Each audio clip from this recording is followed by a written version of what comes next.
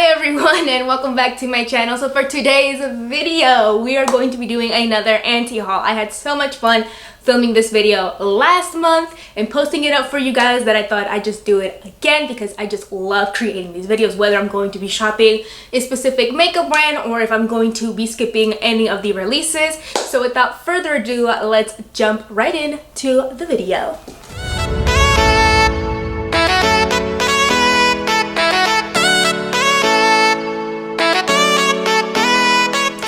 Now, there has been a lot of makeup releases. I've only narrowed it down to 5, but trust me, I have a lot to say. So the first product that we're going to be talking about, I'm kind of disappointed in it, and it is Jeffree Star's new palette. I got a trend mood alert that he had released his new palette, and everybody was just waiting to see what he's gonna come up next, especially after the whole Shane Dawson and the Conspiracy palette. And then we saw what Bloodlust looked, and he described it as a kind of like a sexy, passionate, vampy type of palette. And then you look at the colors and I was just so disappointed, you guys. The way he described this palette, I thought there were going to be a lot of deep purples, maybe a couple browns in there. That's not the case. The purples that are in this palette, they're super light and super pastel. Then there's like a random red shade in there. I don't know why a red shade would be in a purple palette, but that's beyond me. And a lot of them, there seems to be quite a lot of shimmers and not a lot of like matte colors, so there's also that. And then there's like a random blue color in there, kind of like a teal color. And I'm just like, this isn't it. Like, it just really doesn't speak to me. It seems very lackluster, and I'm so disappointed that it is because all of his products that I've tried at least have been phenomenal. His liquid lipsticks are one of the best that I've tried. His eyeshadows are great and amazing. So to see this palette is just, like I said, lackluster, it is kind of heartbreaking. And I will admit, I do like the whole packaging. It's very cute. It's a hexagon with like a velvet covering.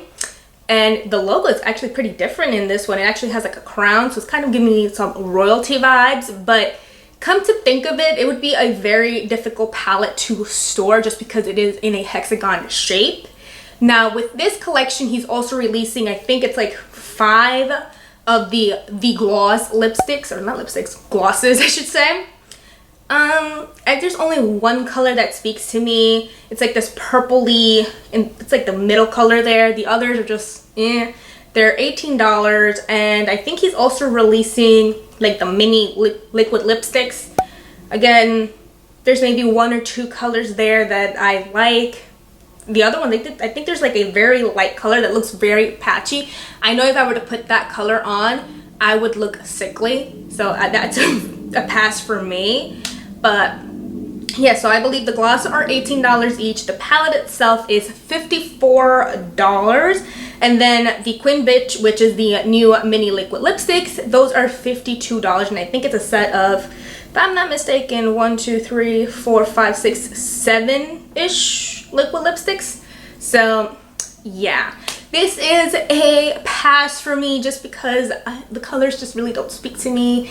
I was expecting more from it by the way of his description of the palette, and it was just a big letdown for me. The next product I'm going to pass on is the Kylie Cosmetic Mini Kylie Skin.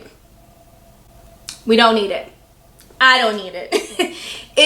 I'm not gonna lie, when it first came out, I was intrigued by it. I was like, maybe I should buy it. But then I looked at the price. I was like, oh no, we're not doing this. And if I'm going to be paying a price like that for a product, I might as well get it from somebody that I know is reputable and has been in the skin care industry for a long time, like Dermalogica, Clinique, you know, those types of brands, not Kylie Skin. So it is just their mini set of their full size products. Just skip it. You really don't need it. And from what I've seen in certain reviews, it only works on people who have like not very problematic skin. So if you have like acne or anything like that, it's really not good for you. So just skip it. Honestly, it's not even worth it. The third product I'm going to pass on, it is a collaboration between, I think the brand name is Katrice. I hope I'm saying that right, and Disney. Guys, could we have a moment here just between you and I? What is the obsession with Disney? I really want to know, why are all these brands obsessed with Disney or collabing with Disney? Or why are people so obsessed with Disney? I just don't understand. Please help me understand why. Like, there's people that take their kids before they can even walk to Disney multiple times a year.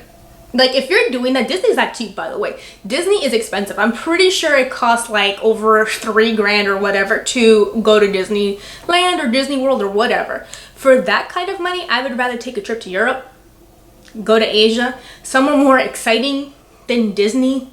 I mean, not gonna lie, yes, I do want to take my daughter to Disney, but once, maybe twice in her lifetime. But some people just go 3 or 4 times, and that's the only vacation they take is to Disney. I just don't understand. Please tell me, what is the appeal? I mean, I watch Disney movies. I can enjoy a Disney movie. Do not get me wrong, but I'm just not that obsessed with it. Like, I just don't understand. But anyways, the collection, it has a bunch of liquid lipsticks. I think those are highlighters in there. I am not too sure. And then 2 palettes. One's more like a purpley color, and one is more of like a natural everyday type of look. Honestly, it's Disney. It really doesn't appeal to me whatsoever. The only color that I like there is the red liquid matte lipstick, and honestly, I have so many red lipsticks, I really do not need to be adding more to my collection. The other colors seem very cool tone, very ashy, which would mean that for me, it would just look patchy and ashy on my lips, and that's not a cute look. So I'm definitely going to be passing this product.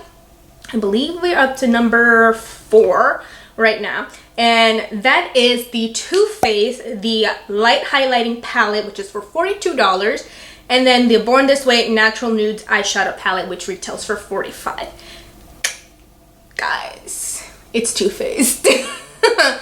Honestly, there's one highlighter that is like super gold. It would just look like a streak of gold on my cheeks, not even like a good highlighter on there whatsoever. Then the lightest one looks super light, so it's gonna look like, I don't know, very fluorescent on my skin tone. And then the eyeshadow palette itself, it's, from what it looks like a bunch of glitters or pressed glitters or shimmering shades, and then a few, I guess, mattes. It just doesn't speak to me whatsoever. There's no appealing. And yes, okay, you know, having a nude palette for an everyday is very useful, but you could definitely find another brand that has an entire nude palette for cheaper, 1, and 2, that has better quality. Because let's face it, when was the last time you bought a Too Faced product? For me, it's been years, because nothing that they release appeals to me whatsoever. It's just bleh, boring. So yeah, that is a pass. And on top of that, do you really want to support a company that has very shady practices and is very grimy? Like, for me, that's something now that it's in my criteria when I buy makeup, like how they are as a company, as a person, like who has, you know, who is representing them basically. And I don't want to support a company that has done shady stuff and has people that are just nuts, to say the least. So this is a pass for me. The last product, but certainly not least, it is the Jaclyn Hill Morphe Volume 2 palette. Like I said in my previous video, I'm not gonna buy this. I don't want to support her. I'm not gonna lie, the colors do look really nice, but you could definitely find this in other brands like ColourPop, Makeup Geek, probably a little more expensive if you do want to create the shadows, but most likely better quality, or any other makeup brand out there. Like, nothing really speaks to me. And even when I saw the video of her swatching it, she was making up excuses left and right of why swatches just won't look right. You know, I don't know. But even on the model right here, like, side note, she only used 2 types of skin tones here, a light and like somebody of my complexion. Didn't even use a dark skinned person on here to show how the swatches would look on a dark skinned person. So that for me is another point off, because you really should be showing all types of skin tones to see how the colors would look on everyone. but that's just my opinion.